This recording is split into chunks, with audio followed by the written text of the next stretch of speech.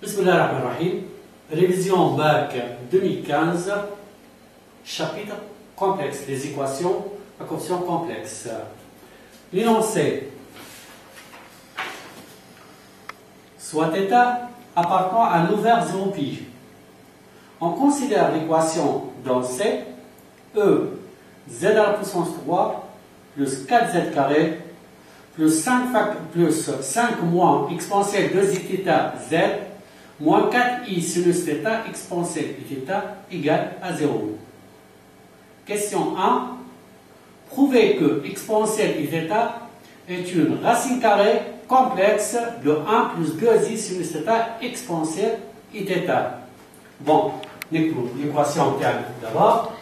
L'équation θ appartenant à l'ouvert 0π.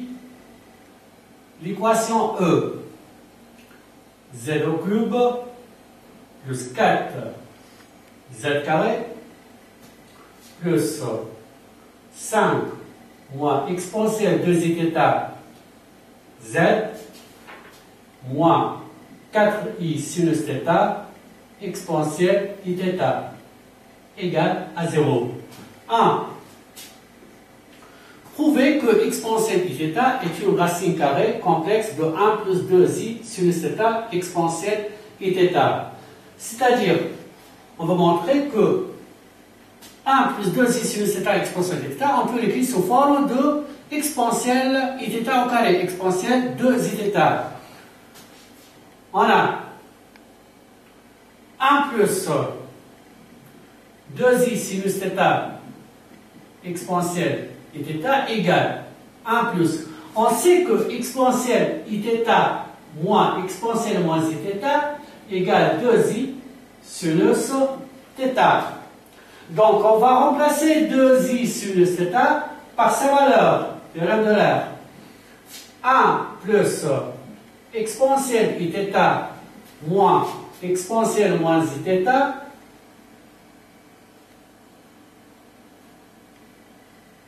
qui est égal fois exponentielle iθ égale 1 plus exponentielle 2iθ moins exponentielle moins iθ fois exponentielle iθ égale 1 égale exponentielle 2iθ qui est égal exponentielle iθ au carré. Donc exponentielle iθ est une racine carrée de 1 plus 2i sinus θ exponentielle iθ. Question 2.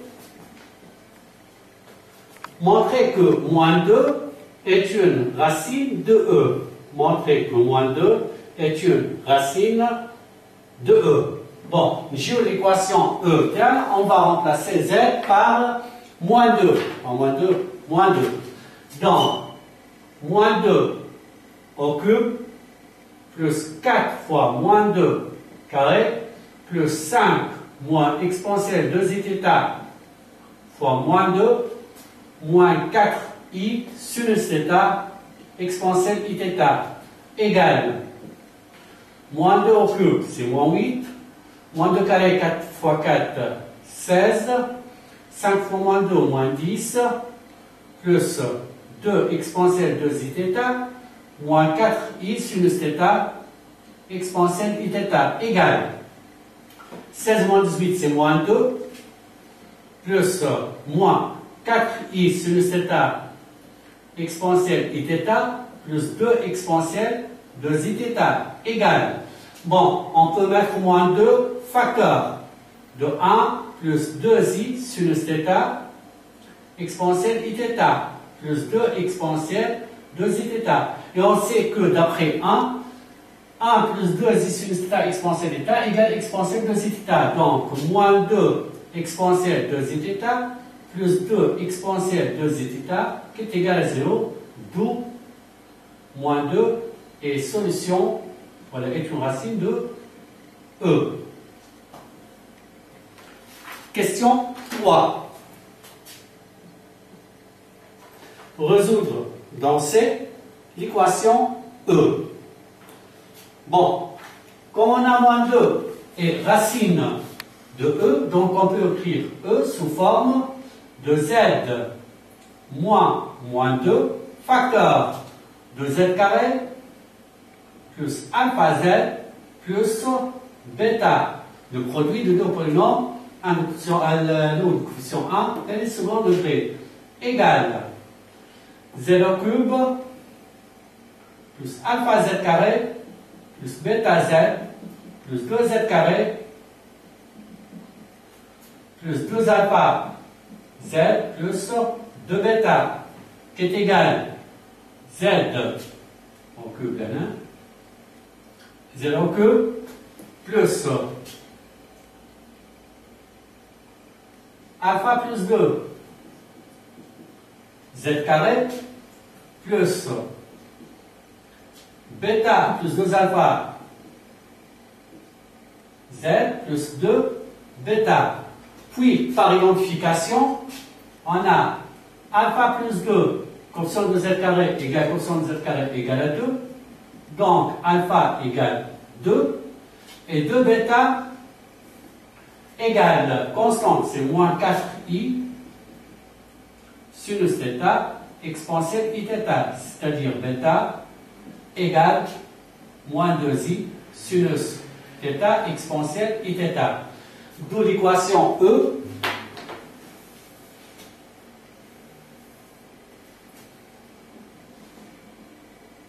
c'est z plus 2 facteur de z carré plus 2z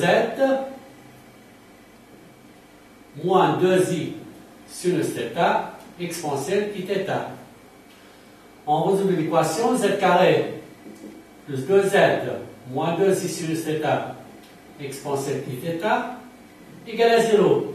Delta prime, c'est b prime au carré, moins ac, c'est-à-dire plus 2i sinus θ exponentielle i θ. On sait que quantité AB égale exponentielle de i θ. Donc, petit delta prime, les racines delta prime égale exponentielle i θ. Et par suite, Z1 égale moins b prime plus exponentielle i θ et Z2 égale moins 1 moins exponentielle i θ. Conclusion, S dans C, moins 2, moins 1 plus exponentielle i θ et moins 1 moins exponentielle i θ. Question 4. Le plan est mené d'un repère orthonormé OUV. On considère les points A, M1 et M2 d'affixes respectives moins 2, Z1 et Z2. Mettre sous forme exponentielle Z1 et Z1 sur Z2. Petit a, donc le point A d'affixe moins 2, le point B d'affixe Z1, c'est pas le point B, c'est le point M1, et le point M2 d'affixe Z2. Mettre sous forme exponentielle Z1. Z1, c'est moins 1 plus exponentielle, voilà, exponentielle i θ moins 1. On peut mettre en facteur exponentielle i θ sur 2 facteur de exponentielle i θ sur 2 moins exponentielle moins i θ sur 2.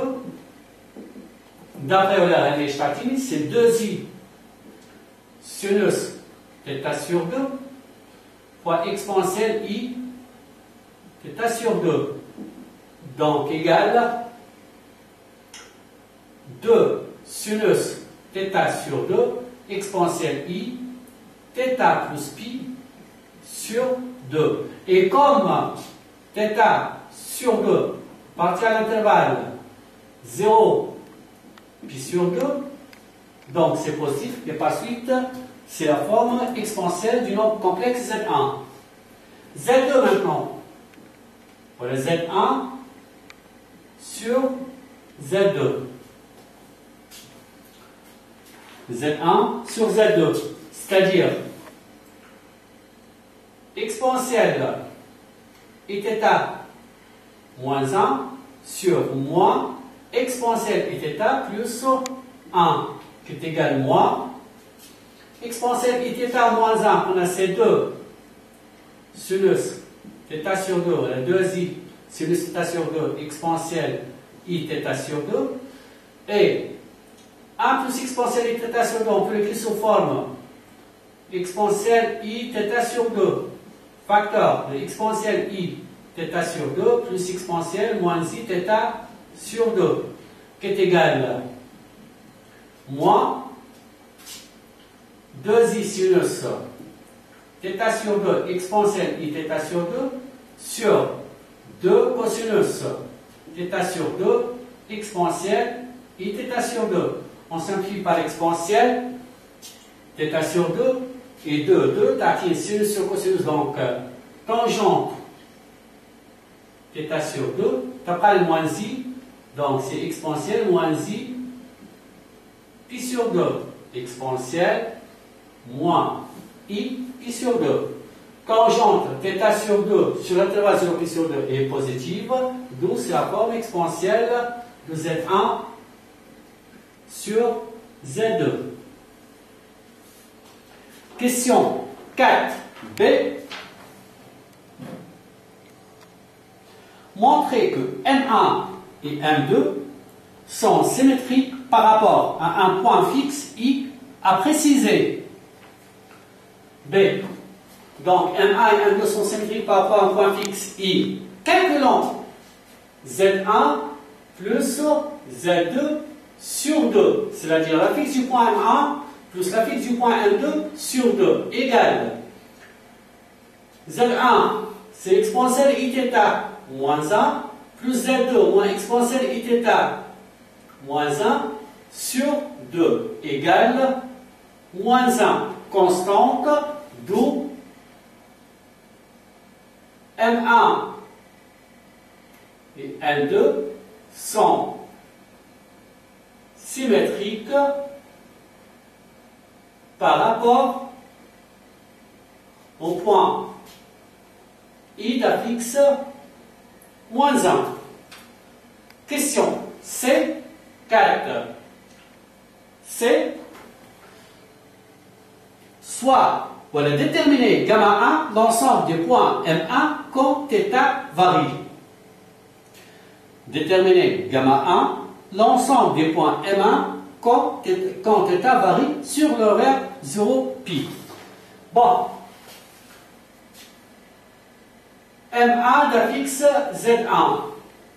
Z1 égale exponentielle Iθ moins 1 qui est égal cosinus θ moins 1 plus I sinus θ. On pose Z1 égale X plus Y avec X comme est égal moins 1 plus cosinus θ, c'est la partie réelle, et Y égale sinus θ, et comme θ appartenant vers 0 pi sur 2, donc Y est strictement positive. Strictement positif, 0, donc 0, c'est l'ouvert 0 pi sur 2, donc strictement positive. C'est-à-dire, x plus 1 au carré égale cos carré θ, et y au carré égale sinus carré θ, y strictement positive. Faisons la somme de 1 et 2, donc x plus 1 carré plus y au carré égale à 1, et y strictement positive. C'est une équation d'un cercle de centre, le point de coordonnée moins 1, 0, donc du centre du point I et de rayon 1. Et comme y est positive, donc l'ensemble T, gamma 1, voilà, gamma ça mère, voilà, gamma 1 est le demi-cercle de centre I et de rayon 1 situé dans la partie du plan des Y positives. Donc,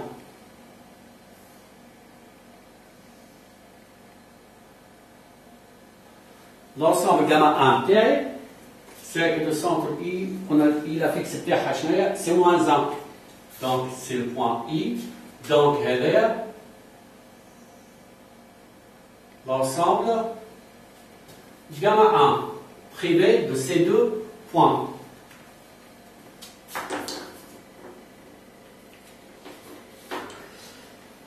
En déduire gamma 2.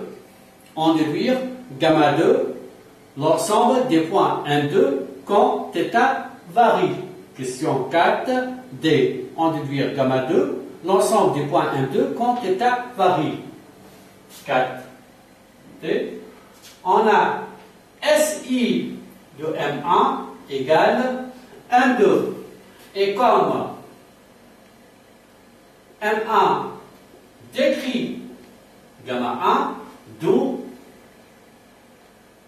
M2 décrit gamma 2, c'est l'image de gamma 1, l'image de gamma 1 à la symétrie centrale de centre le point I.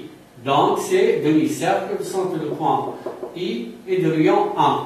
Elle est à l'ensemble gamma 2.